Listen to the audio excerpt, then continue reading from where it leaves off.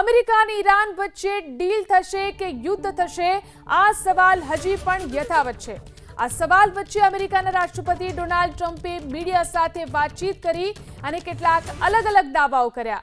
ટ્રમ્પે દાવો કર્યો કે આ અઠવાડિયાના અંત સુધીમાં ડીલ થઈ જશે, પરંતુ આ વખતે ટ્રમ્પે તેની કોઈ તારીખ જાહેર કરી નથી।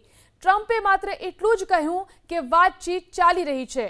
વાતચીતનો મુખ્ય મુદ્દો એ છે કે ઈરાન પાસે ક્યારેય પરમાણુ હથિયાર ન હોઈ શકે અને હોર્મુઝ સ્ટ્રેટને ફરીથી ખોલવું પડશે।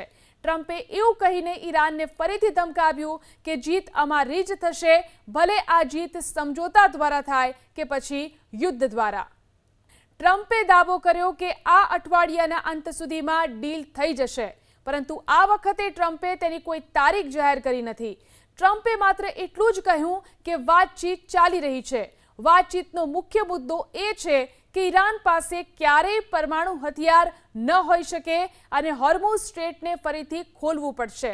ટ્રમ્પે એવું કહીને ઈરાનને ફરીથી ધમકાવ્યું કે જીત અમારી જ થશે, ભલે આ જીત સમજોતા દ્વારા થાય કે પછી યુદ્ધ દ્વારા।